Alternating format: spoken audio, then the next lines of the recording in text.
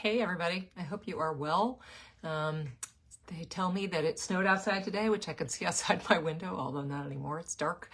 And a lot of things were closed and it was kind of messy out there, but weather these days is kind of theoretical for me. I try to stay off the snow and ice, and today I basically have not left this chair staring into my screen. It's just one of those days that's booked from home. So booked on screen in short increments. So I wanted to just touch on a couple things. One, local events. So because of my knee injury and my crutches, I did not make it to the ski jumps last weekend, which is the first time in a while. And I'm sorry to have missed that, but I've heard accounts and that it was another great and successful event and celebration of all things Salisbury. So to those of you who went, it was cold, but I heard a lot of hot drinks were sold to benefit local causes, and it was pretty windy. So anyway, I hope you had fun. But then I want to talk about other sort of more legislative events. And again, you know, the district is big. It's got 9 towns, and it's impossible for me to get to all events.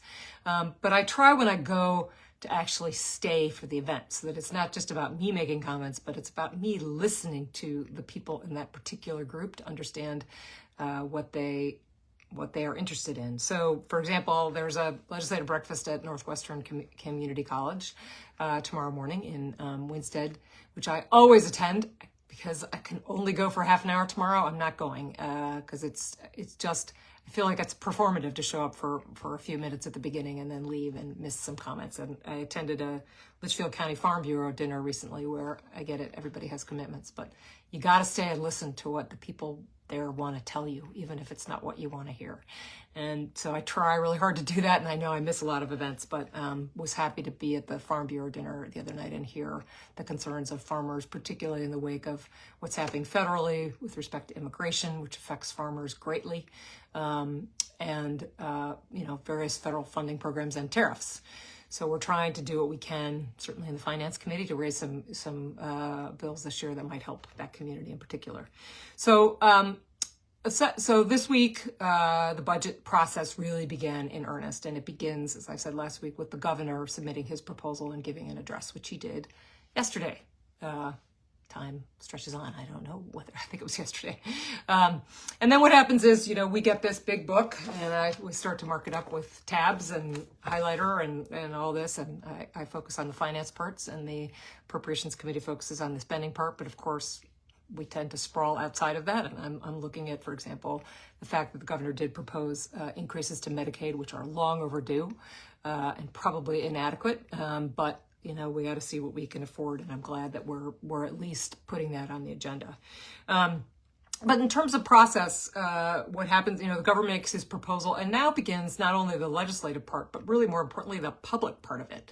So, for example, in finance, we take the governor's bill, we look at what's in it, we see, is there stuff not in it that we want to hear about?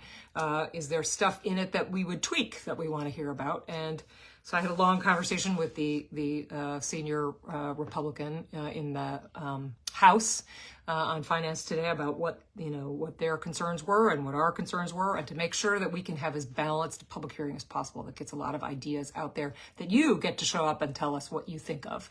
Because at the end of the day, these policies hit the taxpayer and the resident here, and we got to know what people think of them, and also how they'll actually work on the ground for the people who are dealing with it. So we're taking that piece and we're breaking up into bills and trying to. So in Finance Committee, we'll have 2 committee meetings to raise concepts and also designate which proposed bills by legislators or groups of legislators will get a hearing. And then from there, one of the proud things in that process is we figure out how expensive it is from our Office of Fiscal Analysis, the bureaucrats I talked about last week who do the really important nonpartisan work of telling how much, giving the best estimate they can of what policy is going to cost.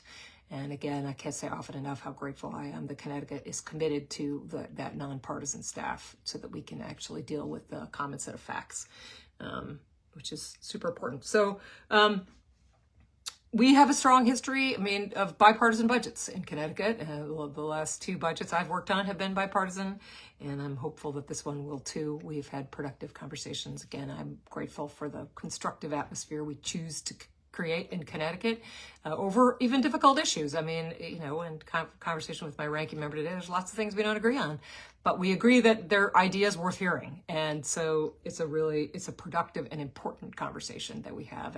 And I wish that sort of respect were being shown for First nonpartisan staff and for, you know, constructive disagreement at the federal level, which is not happening a lot at the moment. So, so the last thing I want to say is that I have a event in Cornwall tomorrow and another one next week. And congratulations to Cornwall on winning a Democracy Cup, which has to do with getting some of the highest turnout in state. So more on that soon. Hope you have a good weekend, stay warm, and enjoy the snow.